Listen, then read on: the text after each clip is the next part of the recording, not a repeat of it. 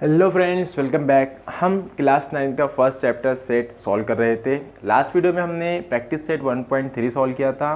इस वीडियो में हम प्रैक्टिस सेट 1.4 सॉल्व करने वाले हैं। अगर आपने प्रीवियस प्रैक्टिस सेट्स नहीं देखा है तो उसकी लिंक आपको नीचे डिस्क्रिप्शन में मिल जाएंगी। सो वीडियो शुरू करने से पहले अगर अभी तक आपने हमारे चैनल को सब्सक्राइब नहीं किया तो please subscribe to our channel and press the bell icon for the latest update. तो चलिए शुरू करते हैं। प्रैक्टिस सेट सॉल्व करने से पहले कुछ टर्म्स हैं जिसके बारे में हमें जान लेना बहुत ज़रूरी है। बहुत ही मज़ा आएगा आप लोगों को।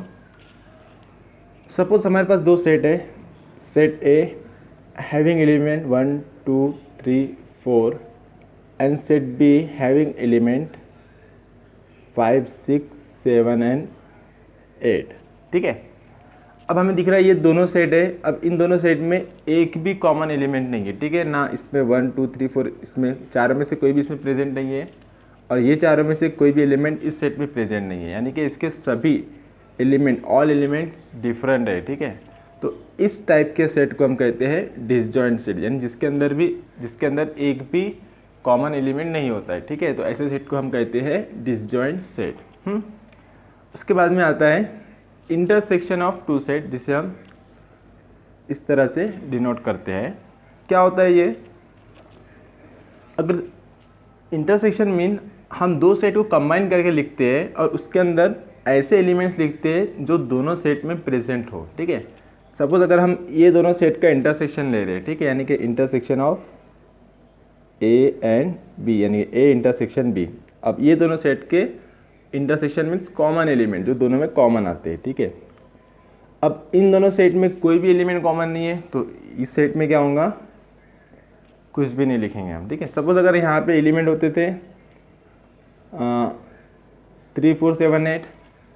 ठीक है, तो क्या हो रहा है, 3 4 इसमें भी है, 3 4 इसमें भी है, तो इन दोनों सेट के इंटरसेक्शन, तो इस सेट में हम लिखेंगे एलिमेंट 3 एंड 4। क्यों? क्योंकि ये 3 एंड 4 एलिमेंट सेट ए में भी प्रेजेंट है और सेट बी में भी प्रेजेंट है। ठीक है, तो इसे हम कहते हैं इंटरसेक्शन ऑफ टू सेट।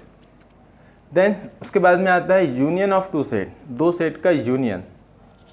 और यूनियन को हम यू से डिनोट करते हैं, मतलब यू टाइप होता है इस तरह से, इसी का ही उल्टा। यानी कि अगर हमें लिखना है ए यूनियन बी, तो यूनियन में हम क्या करते हैं, यूनियन में हम दोनों सेट को कंबाइन करके लिखते हैं, एक ही सेट बनाते हैं। ठीक है, अब इसके अंदर क्या हो रहा है, दोनों एलिमेंट के कॉमन एलिमेंट्स हम लिख रहे हैं। ठीक है, यहाँ पे ध्यान रखना, इंटरसेक्शन में हम दोनों सेट के जो एलिमेंट्स कॉमन होते हैं बस वही लिखते हैं, और यूनियन के अंदर हम दोनों सेट को पूरा कंबाइन करके लिखते हैं, यानी इसके अंदर पूरे एलिमेंट आ जाएंगे, सेट ए के भी सेट बी के भी रहे, कॉमन रहो या नहीं रहो। ठीक है, तो अगर हम इन दोनों सेट का यूनियन बनाते हैं तो इसके अंदर ए के पूरे एलिमेंट आएंगे और बी के भी पूरे एलिमेंट आएंगे, बस जो एलिमेंट एक बार आ गया है वो रिपीट नहीं होगा। तो हम यहाँ पे इसमें लिखेंगे हम 1 2 3 4, 3 4 यहाँ पे भी है, तो बाद में 7 8।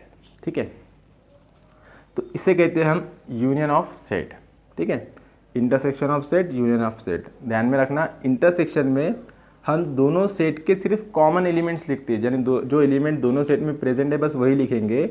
लेकिन उसके बजाय अगर हम बात करें यूनियन ऑफ सेट की, तो इसके अंदर हम दोनों सेट को कंबाइन करके एक सेट में कन्वर्ट करते हैं। ओके, तो ये हो गया हमारा इंटरसेक्शन ऑफ सेट और ये हो गया हमारा यूनियन ऑफ टू सेट। अब इन्हीं के बेस पे क्या होता है, हमें एक फार्मूला मिलता है जिसका हम यूज़ कर सकते हैं क्वेश्चन सॉल्व करने के लिए। और जो फार्मूला है, फार्मूला कुछ इस तरह से है, number of A union B is equal to number of A plus number of B minus number of A intersection B. ये इन चारों के बीच का एक रिलेशन है, फॉर्मूला मतलब के। ठीक है, तो ये इसे हमें याद रखना है, जो कि हमें क्वेश्चन सॉल्व करने के लिए काफ़ी हेल्पफुल होने वाला है। ठीक है, ये वाला फॉर्मूला। अब देखो यहाँ पे number of A union B, number of A number of B अगर आपको नहीं पता है तो नंबर ऑफ ए का मतलब कि सेट ए के अंदर जितने एलिमेंट्स है वो, जैसे कि इस सेट में 4 एलिमेंट है तो यहाँ पे नंबर ऑफ ए हो जाएगा 4। इस सेट में भी 4 एलिमेंट है तो यहाँ पे हो जाएगा number of B is equal to 4। इस सेट में 2 एलिमेंट है तो number of A intersection B is equal to 2, और यहाँ पे हो जाएगा number of A union B is equal to 6। ठीक है, तो आप इस तरह से आप समझ सकते हो। आप यहाँ पे अप्लाई करके भी देख सकते हो। ए यूनियन बी कितना है, ये हो रहा है 6, ये कितना है 4 + 4 - 2, 4 + 4 8 - 2 that is equal to 6, 6 is equal to 6 आ गया। Now let's move to our practice set 1.4। Practice set 1.4 question number 1। Question हमें गिवन है इफ, क्वेश्चन में हमें गिवन है number of A is equal to 15, number of A union B is equal to 29, number of A intersection B is equal to 7, then find number of B. तो इसे solve करने के लिए हमें जो अभी मैंने फॉर्मूला लिखाया था वो हमें याद होना बहुत ज़रूरी है। अगर हमें फॉर्मूला याद नहीं रहेगा तो हम इसे सॉल्व नहीं कर सकेंगे। ओके, तो फॉर्मूला क्या है, now we have number of A union B. अब देखो जब आप फॉर्मूला लिखेंगे तो आप कंफ्यूज हो जाएंगे फॉर्मूला स्टार्ट कहाँ से होता है। अगर सपोज आप बोल गए कि यूनियन से स्टार्ट होता है कि इंटरसेक्शन से स्टार्ट होता है, तो आप दोनों तरफ से ले सकते हो, आपका आंसर सही आना है। ठीक है, अगर आप यहाँ पे इंटरसेक्शन ले लो फिर बाद में आप यूनियन लिख लेंगे तो भी आपका जो फॉर्मूला है वो गलत नहीं होगा, वो भी सही रहेगा और आपका आंसर भी सही आएगा। तो उसमें टेंशन लेने वाली कोई बात नहीं है। ठीक है, number of A plus N of B plus N of A intersection B, sorry यहाँ पे माइनस है। वैल्यूज पुट करना है, बी की वैल्यू फाइंड करना है 29, 15, एक्स कंसिडर कर लो 7, so it's 29, 15 - 7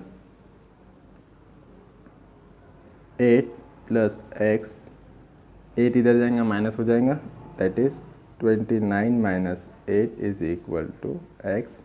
20 - 8, 29 - 8 that is 21। So therefore number of B is equal to number of b is equal to 21, which is our required answer. Okay, इस तरह से हमें इसे सॉल्व करना था। Then next question, question number 2. In question given a, in a hostel there are 125 students, out of which 80 drinks tea and 60 drink coffee and 20 drink tea and coffee both. Then find the number of students who do not drink tea or coffee. तो यहाँ पे हमें question में given है कि एक hostel है, उसके अंदर इन ए हॉस्टल देयर आर 125 स्टूडेंट्स। अब एक हॉस्टल है जिसके अंदर 125 स्टूडेंट्स है और उनमें से क्या करते हैं 80 स्टूडेंट जो है वो टी पीते हैं। ठीक है, तो हम लेंगे let set A is the students who drink T.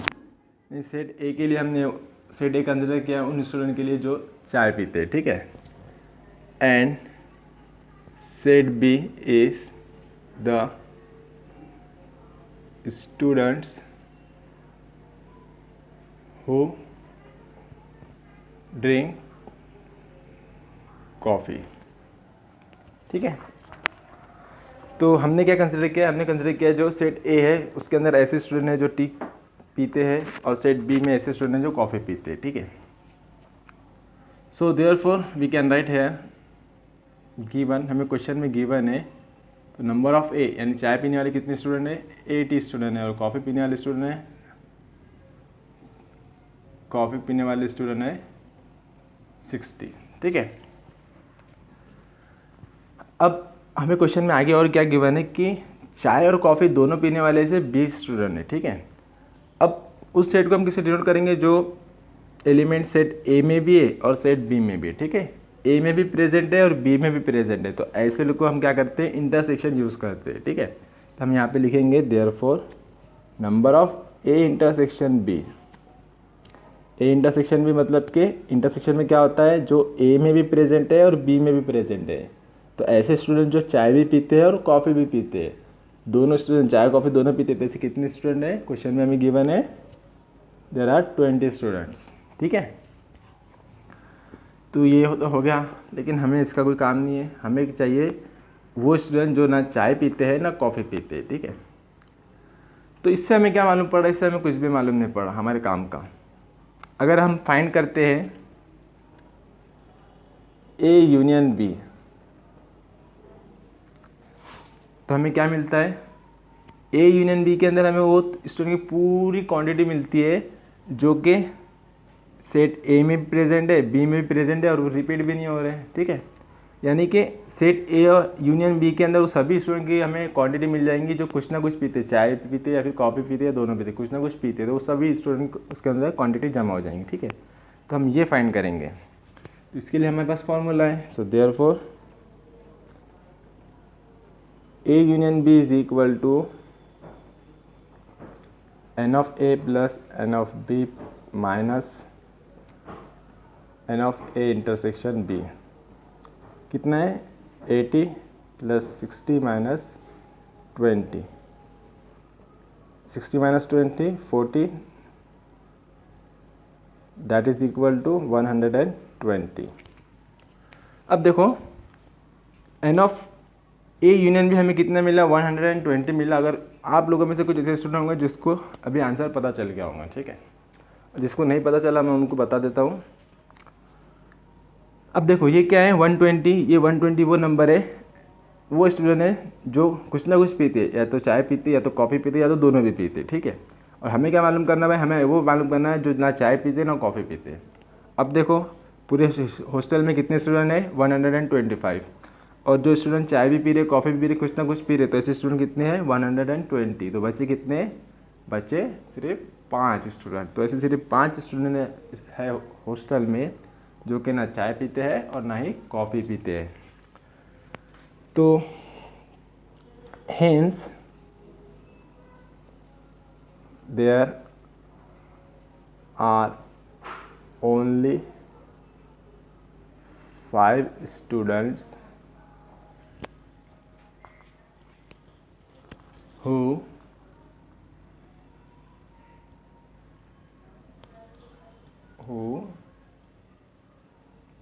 not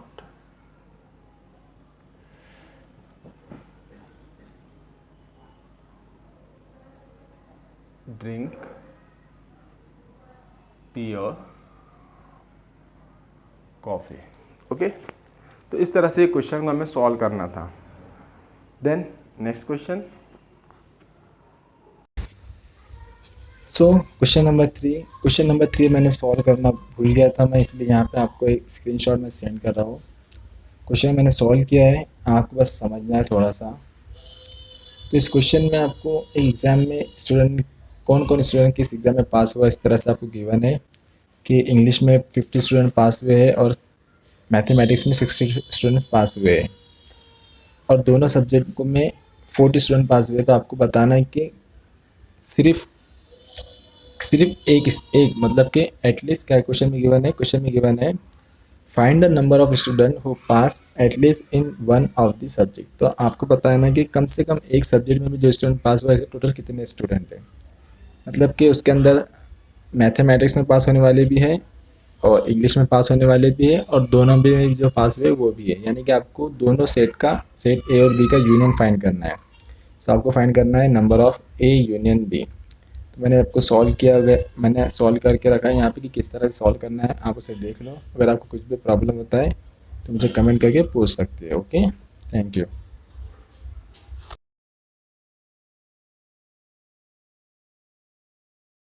so question number 4, question हमें गिवन है। क्वेश्चन काफ़ी बड़ा है, ठीक है, देखने में तो लग रहा है कितना बड़ा क्वेश्चन है, लेकिन बहुत ईजी है।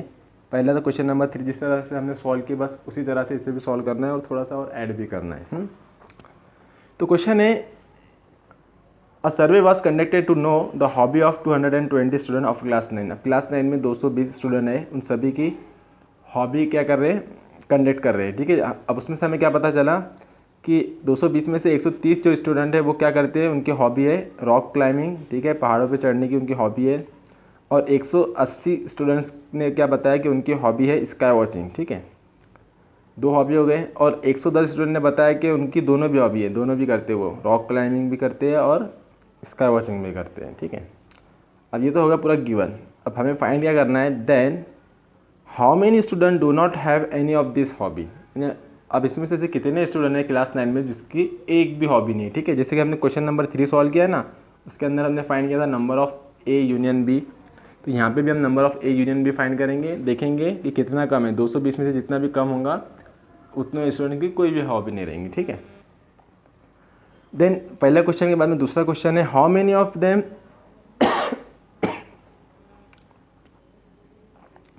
follow the hobby of rock climbing only and how many of the sky watching only। अब हमें और आगे बताया ना कि सिर्फ रॉक क्लाइंबिंग और सिर्फ स्काई वॉचिंग की कितने स्टूडेंट की हॉबी है, ठीक है। बहुत इजी क्वेश्चन है। देखो सॉल्यूशन, पहले तो हम लिखेंगे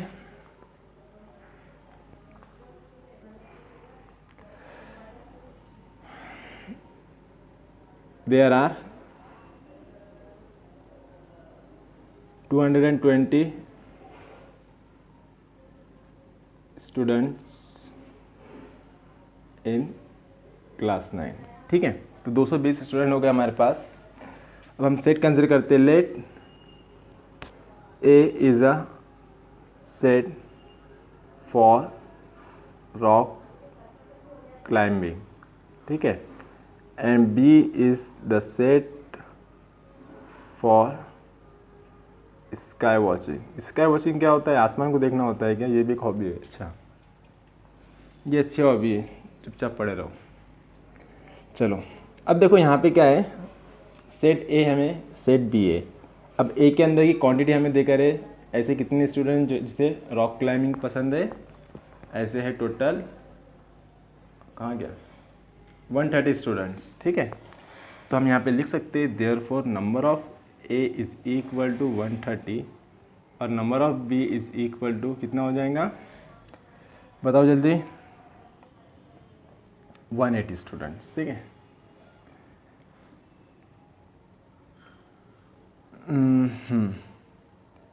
there are 110 students who follow both the hobbies. अब यहाँ पे ऐसे 110 स्टूडेंट है जो कि दोनों भी हॉबी फॉलो करते हैं।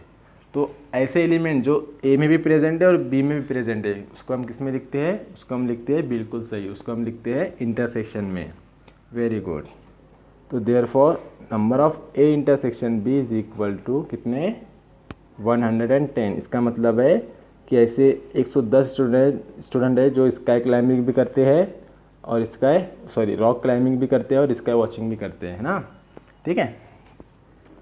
अब यहाँ पे हमारा पहला क्वेश्चन है कि ऐसे कितने स्टूडेंट हैं जिसकी कोई भी हॉबी नहीं है, ना स्काई वॉचिंग की ना रॉक क्लाइंबिंग की।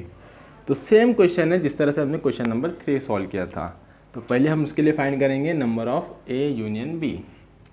सो now number of A union B is equal to number of A plus number of B minus number of A intersection B. कितना है, 130, 180, 110, 130 प्लस सब्ट्रैक्ट करें 70, ऐड करो 200। अब टोटल स्टूडेंट है जिसकी कुछ ना कुछ हॉबी है, वो कितने हैं? ऐसे 200 स्टूडेंट्स है। क्लासरूम में कितने हैं? 220 स्टूडेंट। तो ऐसे कितने स्टूडेंट हैं जिसकी कुछ भी हॉबी नहीं है? तो ऐसे है 20 student. So therefore there are 20 students who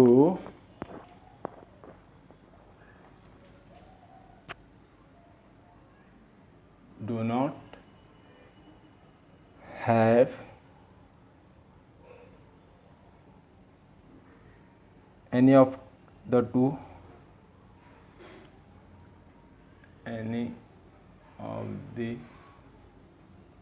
two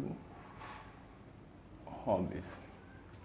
ठीक है, तो यहाँ पे हमारा पहला क्वेश्चन का आंसर कंप्लीट हो गया कि यहाँ पे ऐसे 20 स्टूडेंट है जिसकी ना हॉबी है रॉक क्लाइंबिंग और ना ही हॉबी है स्काई वॉचिंग। ठीक है, तो ये हो गया हमारा फर्स्ट क्वेश्चन। इसे मैं इरेज कर दूँ, स्क्रीनशॉट ले लो आप, मैं इतना पार्ट इरेज कर रहा हूँ। ये फर्स्ट वाला है हमारा। उसके बाद में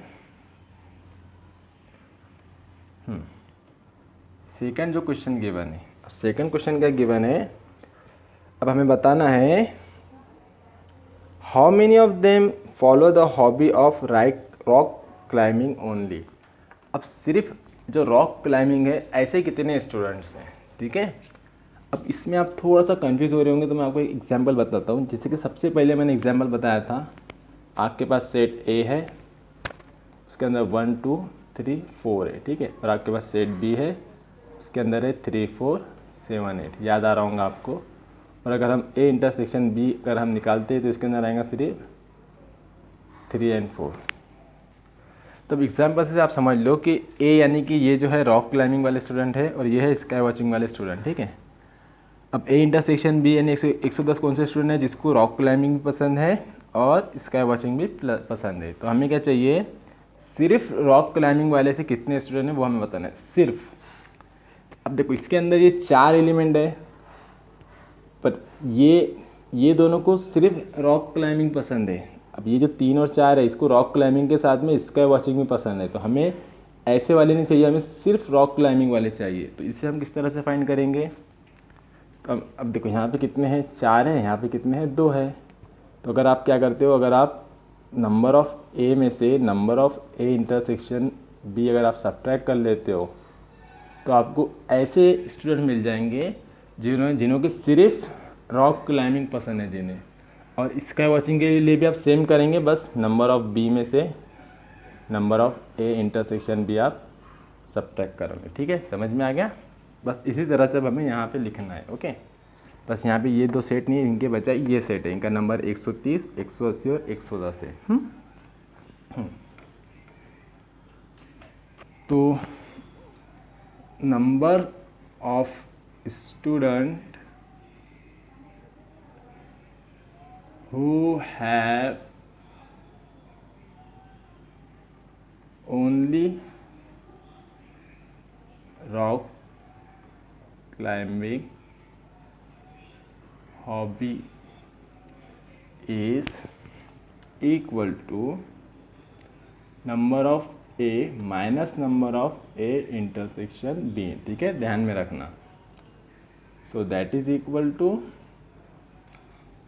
130 minus 110 we get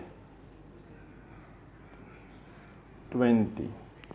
तो ऐसे सिर्फ 20 स्टूडेंट है जिसे सिर्फ रॉक क्लाइंबिंग पसंद है। ठीक है, अब तीसरा question, number of students who have only sky watching hobby, that is equal to number of B minus number of A intersection B।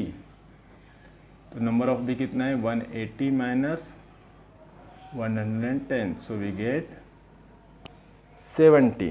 तो ऐसे 70 स्टूडेंट है जिसे सिर्फ स्काई वॉचिंग पसंद है। तो इस तरह से एक क्वेश्चन था। क्वेश्चन दिखने में बहुत हार्ड, बहुत बड़ा दिख रहा था, लेकिन आपने देखा सॉल्व करने में बहुत ही ईजी है। ठीक है, मज़ा आ गया आपको तो सॉल्व करके। चल देन नेक्स्ट क्वेश्चन।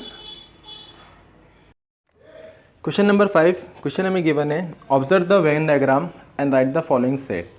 बहुत इजी क्वेश्चन है। वेन डायग्राम देख के आपको सभी सेट्स लिखना है, ठीक है, लिस्टिंग मेथड में लिखेंगे, बहुत इजी है। यहाँ पे आपको दिख रहा है सबसे पहले हमें लिखना है सेट ए, ठीक है। तो जैसे कि आपको यहाँ पे दिख रहा है 2 सर्कल है एक रेक्टेंगल के अंदर, पहला सर्कल है ए के लिए और दूसरा सर्कल है बी के लिए। अब ए वाले सर्कल में जितने भी अल्फ़ाबेट्स आपको दिख रहे हैं आप सभी यहाँ पे लिखेंगे सेट ए में। क्या क्या दिख रहा है आपको, एक्स वाई जेड, और साथ में देखो एम और एन, वो भी सेट ए में भी और बी में भी है। ए में है तो लिख देंगे हम एम और एन। देन उसके बाद में आपको लिखना है सेट बी के अंदर जो जो एलिमेंट है। अब दूसरा जो सर्कल है बी के लिए उसमें आपको देखना है क्या दिख रहा है, पी क्यू आर और साथ में एम और एन। तीसरा जो सेट है ए यूनियन बी, तो ए और बी दोनों सेट को मिला के आपको लिखना है, ठीक है। तो इन दोनों को मिला दो, X Y Z M N P Q R. M N एक बार लिख दिए तो फिर डबल से लिखने की ज़रूरत नहीं, ठीक है। Fourth one you is for universal set. तो इसके अंदर आपको पूरे एलिमेंट लिखना है जो कि आपको इस बॉक्स में दिख रहे हैं, ठीक है। ये सभी दिख रहे हैं, यानी कि आप लिखेंगे X Y Z M N P Q R, और साथ में क्या करेगा एस और टी जो सर्कल के बाहर है लेकिन रेक्टेंगल के अंदर है, एस और टी, ठीक है, ये भी इसके अंदर आ जाएंगे, ठीक है। ये हो गया यूनिवर्सल सेट। देन उसके बाद में है फिफ्थ वाला ए डैश, मतलब कि कॉम्प्लीमेंट ऑफ ए। अब क्या होता है, ए कॉम्प्लीमेंट में वो सभी एलिमेंट्स होते हैं जो ए के अंदर प्रेजेंट नहीं है लेकिन यूनिवर्सल सेट में है। तो कौन कौन से नहीं है, ये देख लो, ये यूनिवर्सल सेट है, ये ए है। तो X Y Z M N को छोड़ दे के बाकी पूरे लिखना है हमें। क्या लिखेंगे हम, P Q R S N T, okay. Then उसके बाद में बी कॉम्प्लीमेंट, तो वो सभी लिखना है जो बी में प्रेजेंट नहीं है, यानी कि X Y Z N S N T, ठीक है। और लास्ट में हमको गिवन है ए यूनियन बी कॉम्प्लीमेंट। तो जो ए यूनियन बी में नहीं है बस वही लिखना है। तो ए यूनियन बी में कौन कौन से नहीं है, सिर्फ एस और टी नहीं है, बाकी सभी आ गए उसमें, है ना। तो यहाँ लिखेंगे आप एस टी। बस इतना सा था, बहुत इजी क्वेश्चन था। तो यहाँ पे हमारी प्रैक्टिस सेट 1.4 कंप्लीट हो गई है। इस प्रैक्टिस सेट में या इसके पहले वाले में अगर आपको कुछ भी डाउट या प्रॉब्लम आता है तो आप मुझे डायरेक्टली कमेंट करके पूछ सकते हो, मैं उसका आंसर आपको ज़रूर दूंगा, ठीक है। सो यहाँ पे हमारी प्रैक्टिस सेट कंप्लीट हो गई है। अब आप यहाँ तक पहुँच ही चुके हो तो वीडियो को लाइक कीजिए, शेयर कीजिए, और जाने से पहले नीचे दिए हुए आइकॉन पर टच करके हमारे चैनल को सब्सक्राइब ज़रूर कीजिए। तो मिलते हैं नेक्स्ट वीडियो में। Thanks for watching.